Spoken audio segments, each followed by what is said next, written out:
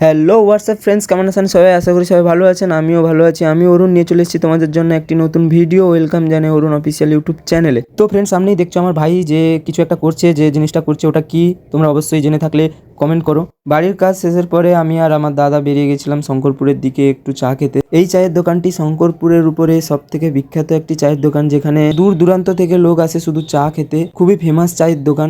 যারা যারা এখানকার চা খেয়েছো তারা অবশ্যই কমেন্ট করে জানিও চায়ের টেস্ট কেমন হয়। তারপরেই আমরা রওনা দিলাম সি বিচের দিকে। তো বন্ধুরা, দেখতেই পাচ্ছ এটা হচ্ছে সি বিচে ওঠার মেন রাস্তা, যেখানে আশেপাশে তোমরা অনেকগুলি দোকান পেয়ে যাবে, যেমনটা খাওয়ার দোকান, স্টেশনারি দোকান, যাবতীয় ইত্যাদি। সি বিচে পা রাখতেই না রাখতে আমার চোখ পড়ে একটি নতুন জিনিসের দিকে। হ্যাঁ, এটা হচ্ছে কাজু কুলফির দোকান, যেটা খুবই রিসেন্টলি ওপেনিং হয়েছে।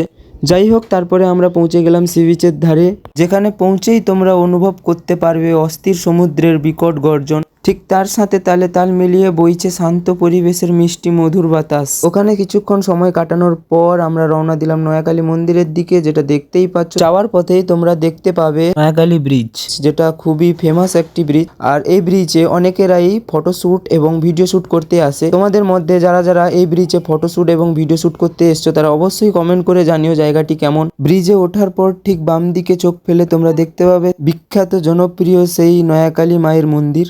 মন্দিরটি খুবই প্রাচীন মন্দির। এই মন্দির দর্শন এবং মায়ের দর্শনের জন্য দূর দূরান্ত থেকে অনেক লোকেরা পর্যটক হিসেবেই আসে এখানে। আর মন্দির প্রবেশ পথের ঠিক সামনেই তোমরা পেয়ে যাবে অনেক রকমের দোকানপাট। আর মন্দিরে প্রবেশ করতে না করতেই আমরা জানতে পারলাম মন্দিরের ভিতরে একটি বিয়ের অনুষ্ঠান চলছে। মন্দিরের গ্রাউন্ডে ঢুকেই তোমরা দেখতে পাবে নিত্য নতুন লাইটিং এ সাজানো সেই নয়াকালী মায়ের মন্দির। লাইটিং পড়ার পর মায়ের মন্দিরটি খুবই সুন্দর লাগে। দেখতেই পাচ্ছ, যেহেতু আমি আগেই বলে দিয়েছিলাম তোমাদের, আজকে একটি বিয়ের অনুষ্ঠান মন্দিরের ভিতরে আয়োজিত হয়েছে। আর মন্দিরের ঠিক সামনেই রয়েছে সেই আশ্চর্য অদ্ভুত রহস্যময় পুকুর। রহস্যময় বলার কারণ হচ্ছে পাশাপাশি সামুদ্রিক লবণাক্ত জল থাকা সত্ত্বেও এই পুকুরে সব সময় মিষ্টি জলে পরিপূর্ণ থাকে। যাই হোক, পুকুরে হাত পা ধোয়ার পর আমরা প্রবেশ করলাম মন্দিরের ভিতরে। মন্দিরের ভিতরে প্রবেশ করতেই আমরা দেখতে পেলাম সেই বিয়ের মণ্ডপ।